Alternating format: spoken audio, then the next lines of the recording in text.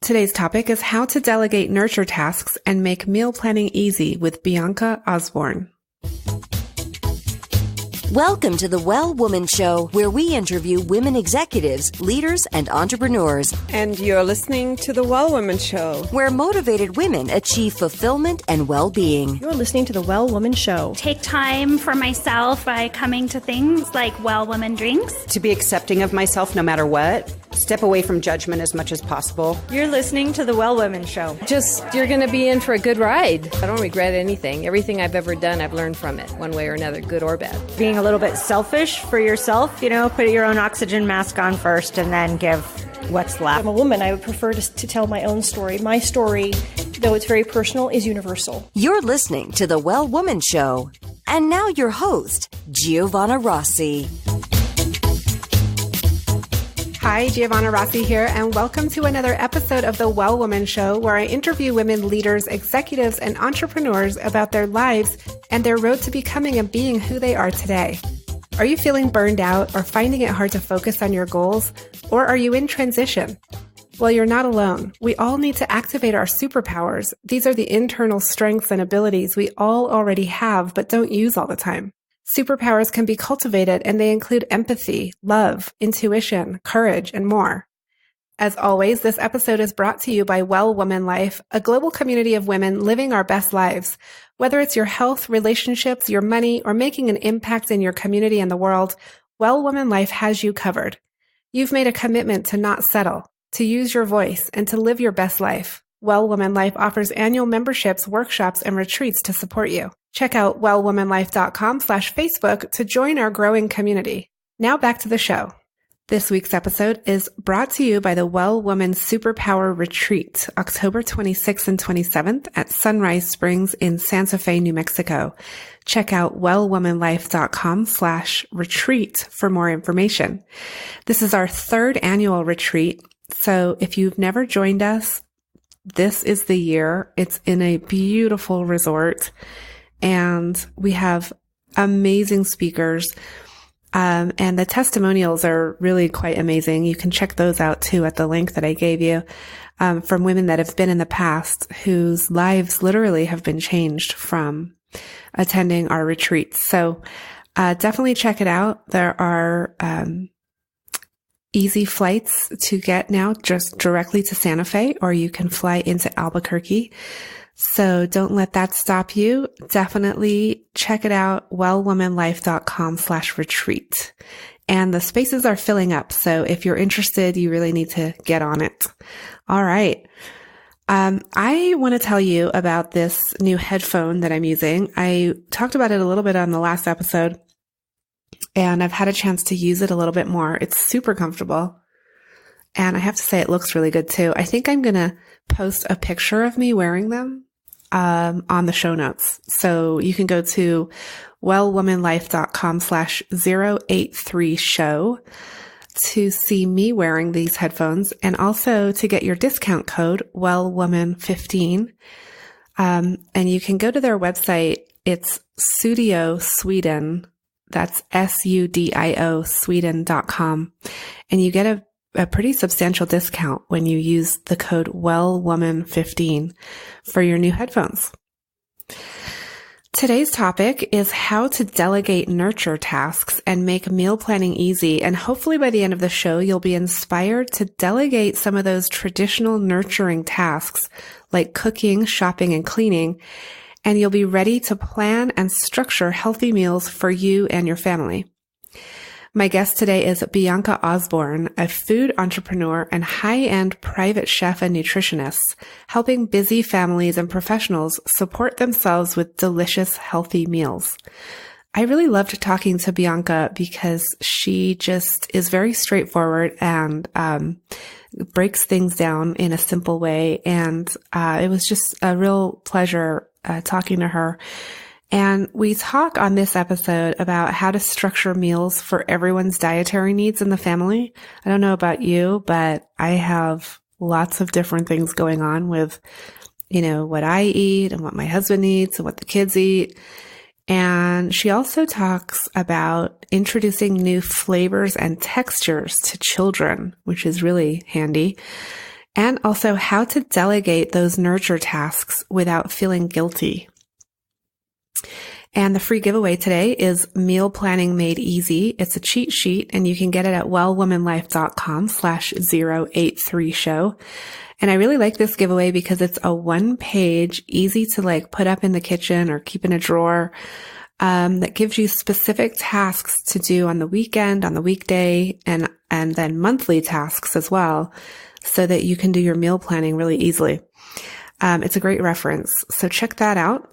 And before we begin, I want to let you know a little bit more about the Superpower Retreat, October 26th and 27th, wellwomanlife.com/retreat. And we will be there. It's a 2-day retreat. We're going to have just amazing speakers, amazing food, amazing deep connections. If you're interested in really moving forward in your personal life or your professional life, this is the place to get that done. It's really hard to do those big changes when we're running our regular life, right? We need to retreat. We need to take a step back, take a step out of our busy lives, and just connect with other women who are also really committed to living their best lives and, reflecting and really making a plan for how you want to move forward. What are those big changes that are coming, and how are you going to handle them? So definitely check it out, wellwomanlife.com/retreat. You can also join the conversation in the Well Woman Life community group at wellwomanlife.com/Facebook. Now to my interview with Bianca Osbourn. Welcome to the program. Thank you. Thanks for having me.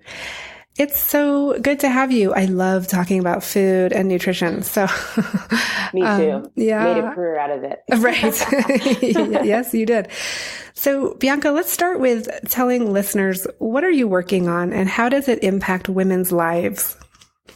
Well, what I do daily is I go to people's homes and I prepare them food. And so I think what I do to support women, especially because, in the working world, women are starting businesses, but they still have to come home generally and make dinner for their families and make sure that their families are nourished. So one of the ways that I help support women is just help supporting them in the home so that when they get home, they don't have to think about dinner, but they know that they're going to be well fed and their families are going to be well fed.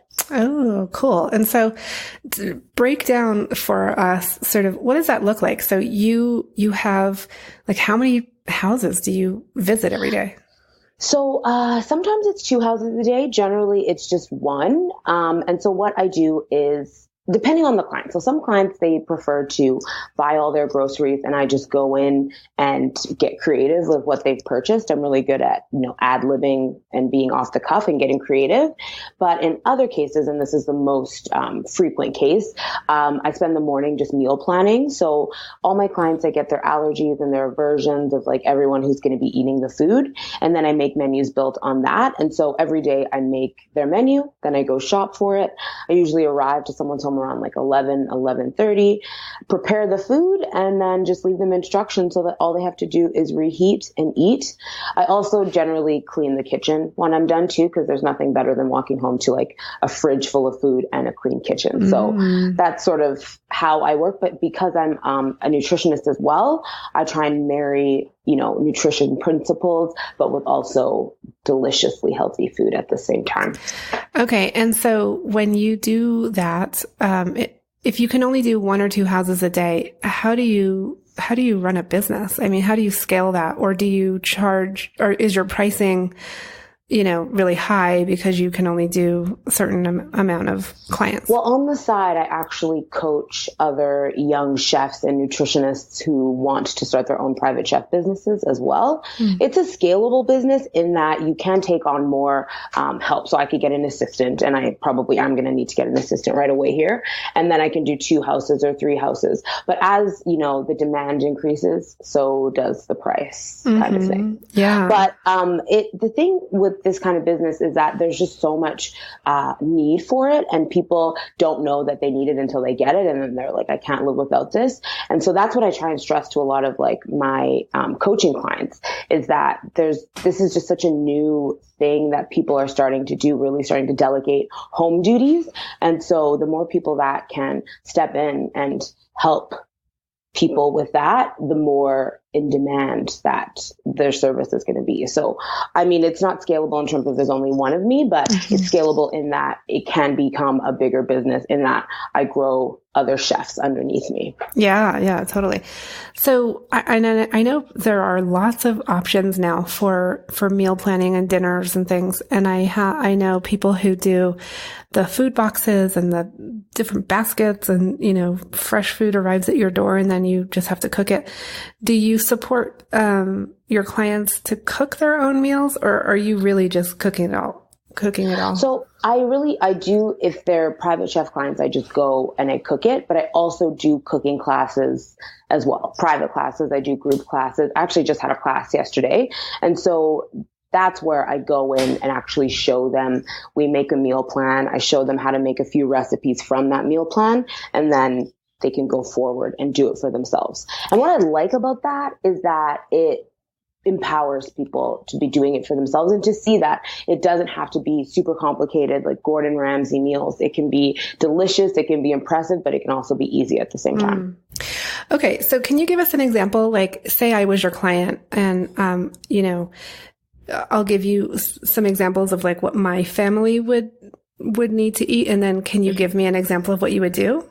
Yeah, sure. Okay, let's do it.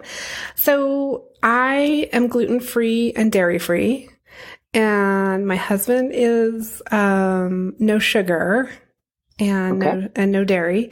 And then we have one child who's very picky, and then one child who's a very adventurous eater, but tends to copy her brother. So it's a challenge. So what would you do with us? I mean, we're difficult. Well, you're not actually that difficult, but the way that I tend to structure meals where there's, you know, dietary restrictions, so gluten-free, and then there's picky eaters, is I just like decompose everything. Deconstruct, that's the word. Deconstruct everything. So I will make, you know, yesterday I actually nailed a mushroom bolognese sauce that tastes like it has cheese in it, tastes like it has meat in it. It doesn't. And so I would make a sauce like that. And then I would also make sides. So I would make a meaty side with some more adventurous flavors, so someone could add that to the sauce. I would make a gluten-free pasta, which are so easy to come by.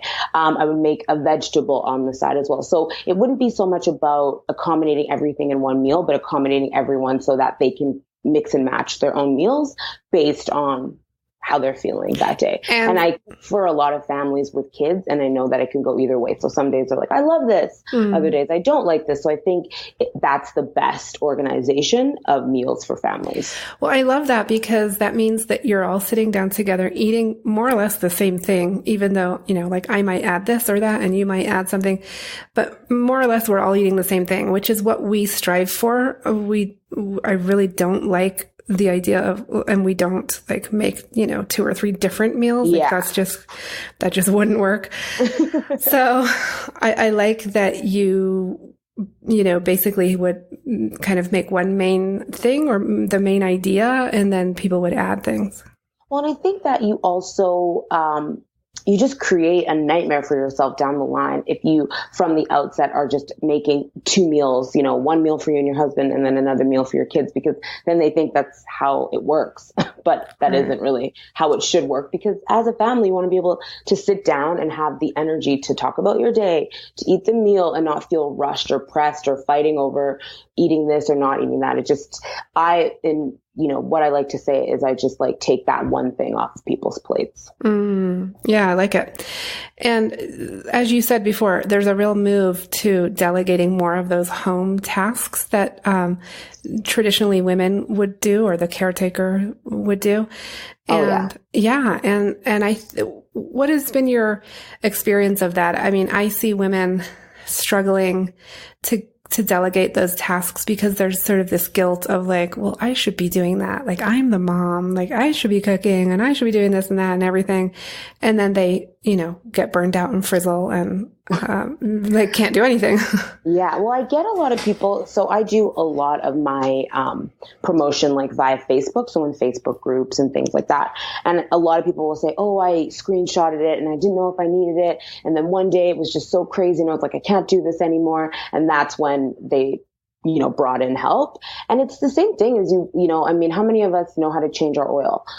We go and we get someone to change our oil. If we don't, our car breaks down. But it's like the same in your house. It's like so many things can fall off personally, even professionally, when things don't feel sorted at home. So, and you have to eat. The thing is you have to eat. You ideally want to eat healthy food because not eating healthy food has its own set of downward spirals. And it's like, if you can't do it for yourself, get help. I mean, there's no shame in getting help. And I even say to clients, I'm like, you can pretend that you made this if you have guests over, but at least you have food in the fridge, because again, it's just one less thing that you have to think about. And women are so overloaded.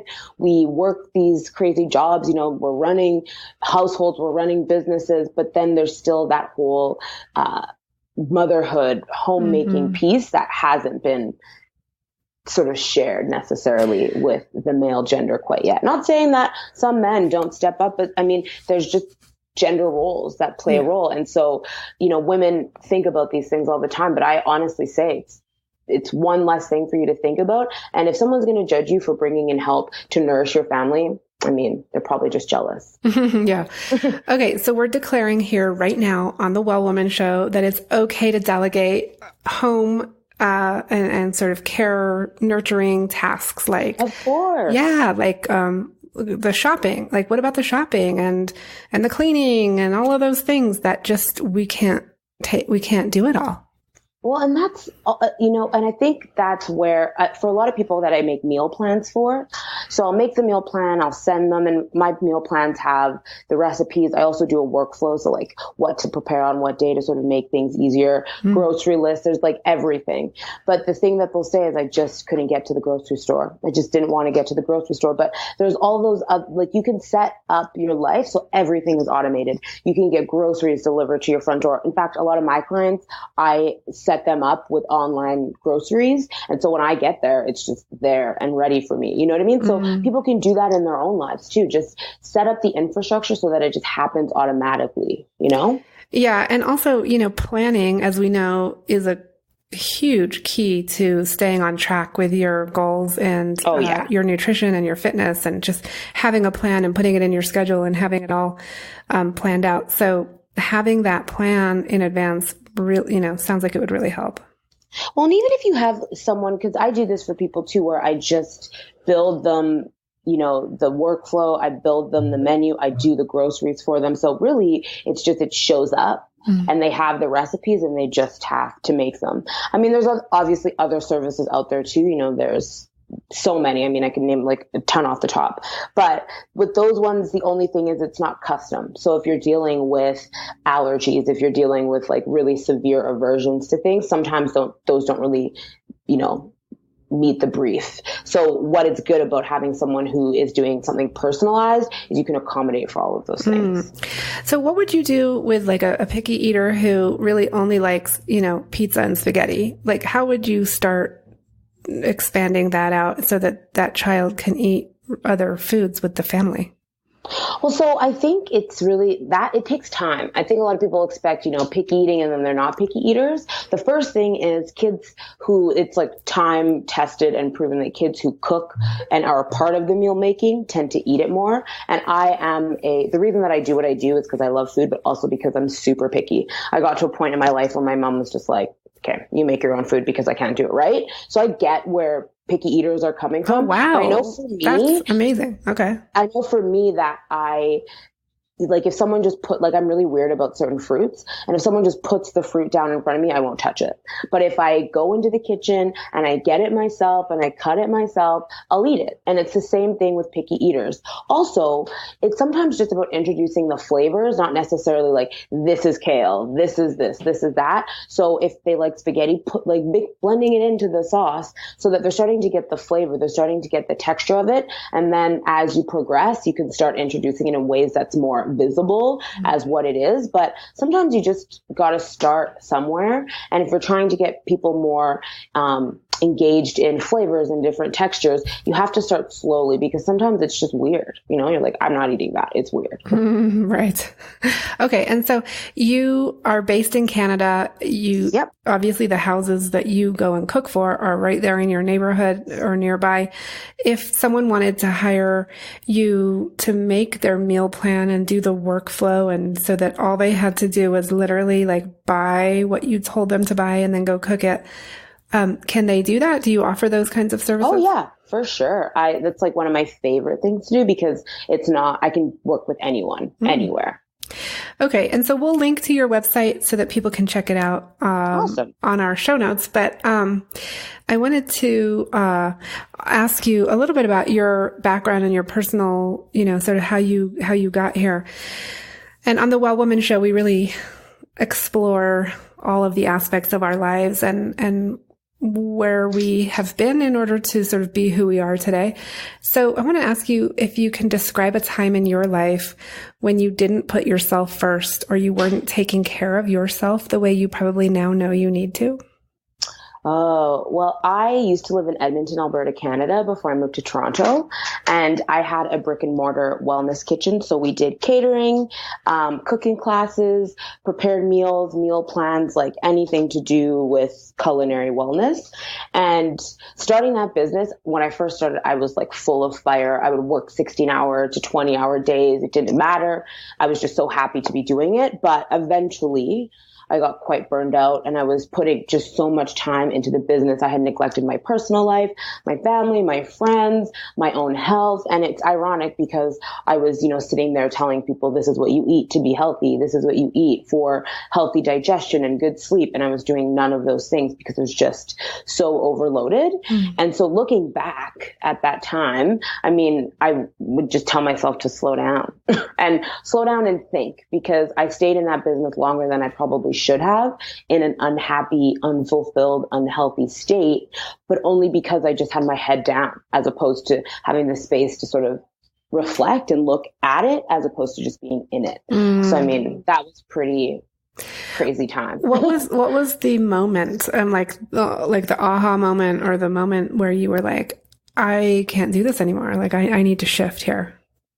I actually cut the tip of my thumb off daydreaming about not being there. Oh, that'll do it. Yeah. And that, honestly, that was the moment where I was like, okay, because I had been getting little, like, I'm the type of person, like, my intuition, it comes to me in like stomach aches and like stomach pain. Some people get, a headache, a shoulder ache or whatever. And I was getting a lot of stomach aches at that time, but completely ignoring them, taking on more jobs and thinking that the more I worked, that would make the feeling go away, which is just not the right idea. And so I was in the kitchen by myself, and I was very rarely alone in there. Usually I had employees and stuff, but I was there by myself. I was making a cabbage salad, and I was sitting there like looking up and just being like, oh, I wish I was anywhere but here. And as I said anywhere but here in my head, I sliced through my thumb. It was crazy. And so when I was at the doctor getting like sewn up, I was like, this is the universe literally like kicking me so hard in the bum, saying, if you aren't going to listen, I'm going to make you listen. So I listened up. Yeah, right.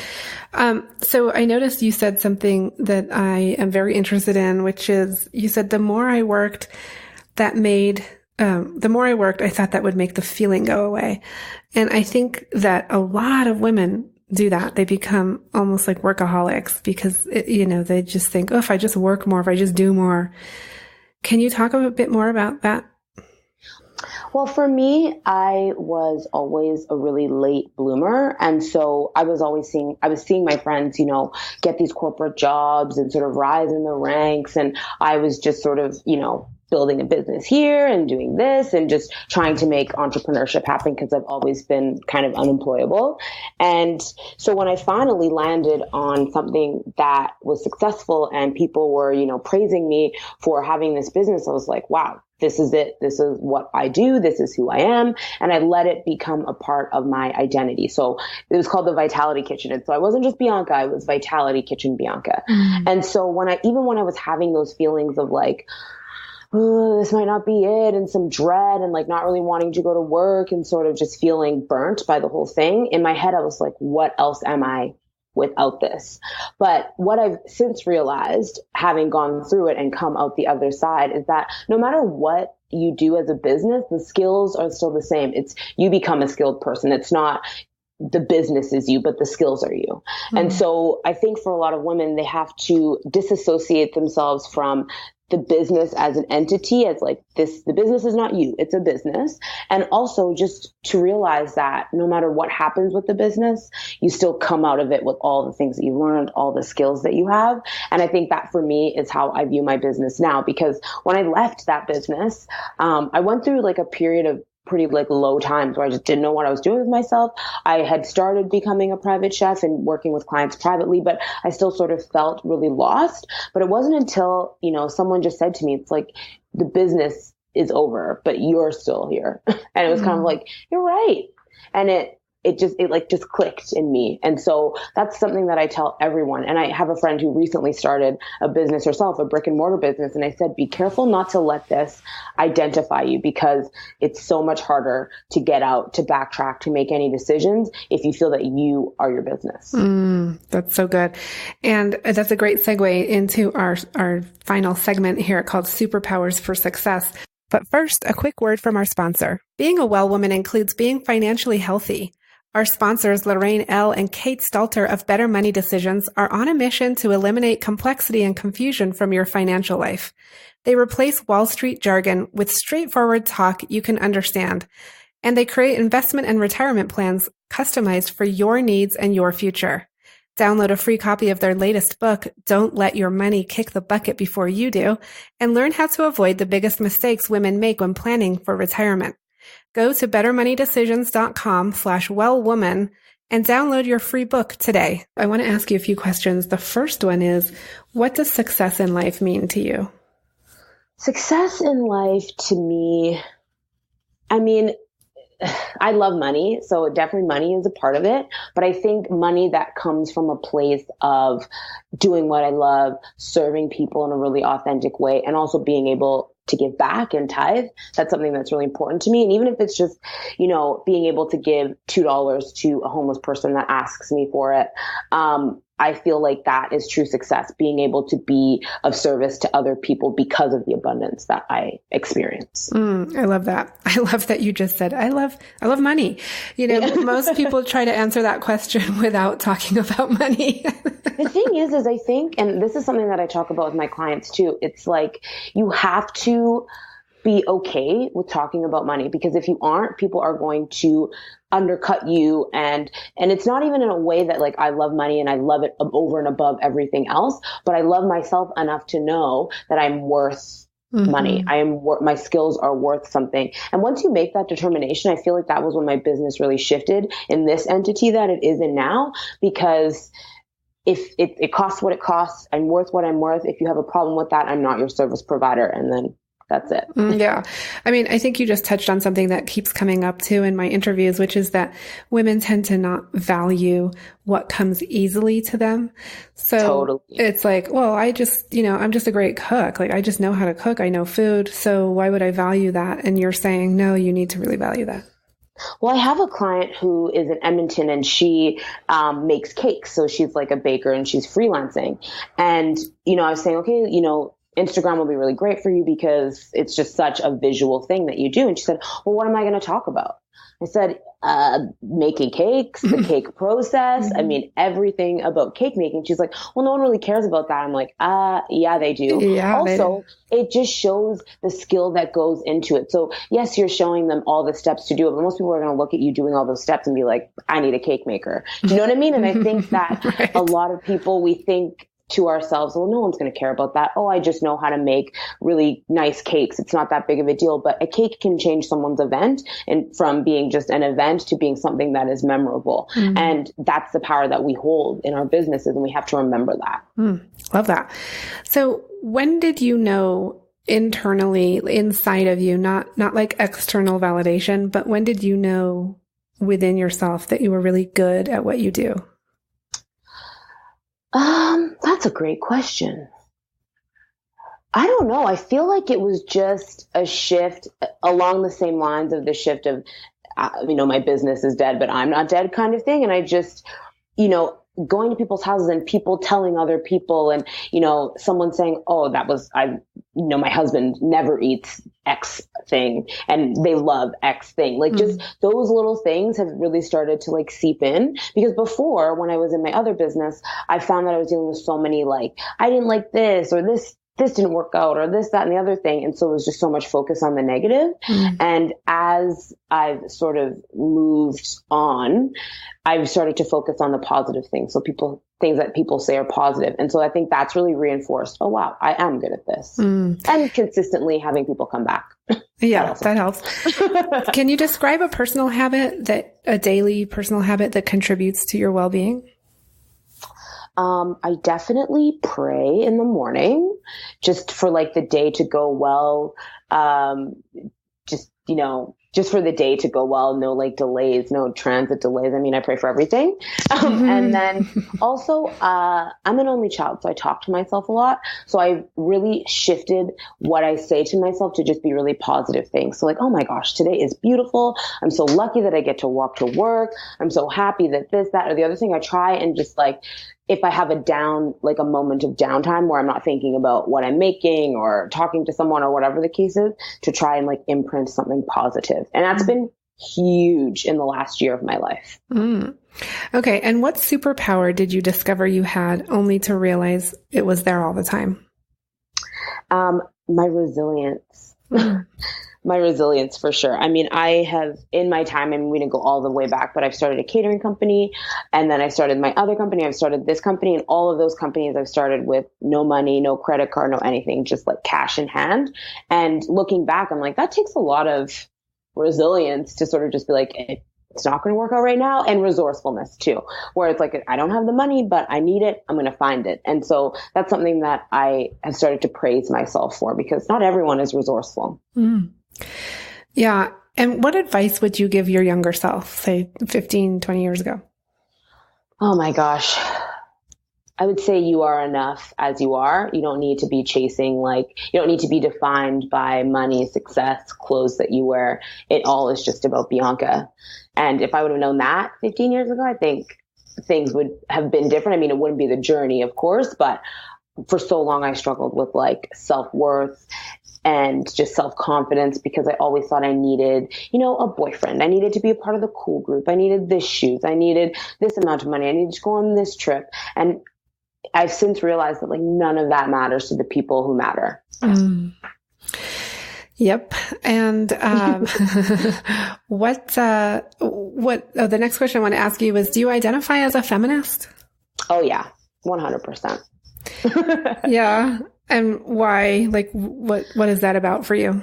I think that feminism is about giving other women opportunities and options and supporting other women. And so one of the things that I do, like I said, is I support families, but most oftentimes the support falls the most on the mother of the home. She feels like there's just one thing off of her plate. If I can ever help, another woman rise up, I used to speak at elementary schools and high schools about just entrepreneurship, being the author of your own life. Because I think that the world will be changed by women. It really will. And if we empower women, we will change the world. And so I think feminism sometimes gets a bad rap, but I truly believe feminism is just about girl power, supporting other women. And as opposed to creating an environment of cattiness and competition, it's an environment of collaboration and inclusivity. And that is how women will rise. For sure. I mean, it's so interesting. This question has been really kind of contentious on my show. Really? And, not everyone is comfortable with the word, first of all. That's true. Yeah. And it definitely tends to be, I've noticed American women have a lot of baggage with the word, and maybe not. You guys have had there's some history though. There's definitely some baggage with feminism in the States, especially, I would say.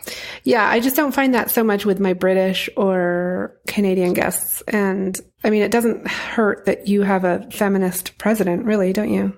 Well, I was just going to say our prime minister is pretty, he like said straight up, I'm a feminist. But I think that's the thing about feminism is it's not just about women. We have to bring men into this conversation too. So if men feel like they're being maligned and we're like, no, down with men, all with women, that's the wrong approach. It's about inclusivity all around. So the inclusivity isn't just about empowering and including women in the conversations, but empowering and including men in the conversation too, because they are half of the world. Women will have men as children, you know what I mean? And it's like, we all have to be in it together or else it's just not going to work. Well, and what I love about male leaders who declare themselves feminists, like President Obama did, and your prime minister. I love Obama. Well, I just love that because they are not saying one is better than the other. They're saying we support equality. I mean, that's really all they're saying. You know, we support equality. Exactly. And the right to choose. I mean, I think, you know, there's some people who say, well, feminism is about, you know, you got to go out there and get a job and climb the corporate ladder. Feminism is about choice. So if you want to stay home and raise your family and have, you know, 6 children, but you made that choice, you have as much right to be a feminist as the lady who is working the 9 to 5, climbing the corporate ladder. Yeah, totally. Okay, cool. Well, last question, Bianca, what are you reading right now? What's on your nightstand? What am I reading right now? I'm reading the E-Myth Mastery. That's one of them, just the entrepreneurial myth, just about entrepreneurship and some of the things you think. And again, about it not necessarily needing to be hard. You have to work smarter, not necessarily harder. And I also really love Big Magic. Oh, so, yes. I just wanted to go for another pass at that one. Yeah, I've been reading that as well. That's cool. All right. So we'll link to your website and your information on the show notes. And it's been such a pleasure talking to you today. Thank you for having me. That's it for our show today. Remember, if you need support to live your Well Woman life, head over to wellwomanlife.com/Facebook to join us. Our monthly live event, Well Woman Drinks, brings women together to share our successes and challenges as women, leaders, moms, aunts, sisters, and all the other roles we carry.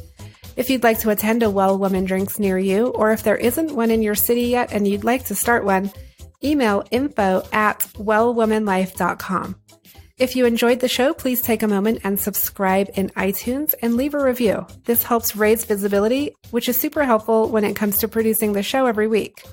For feedback, comments, or just to let me know you were listening today, find me on Facebook, Twitter, and Instagram @WellWomanLife. I'm Giovanna Rossi for The Well Woman Show. Until next time, have a super powerful week.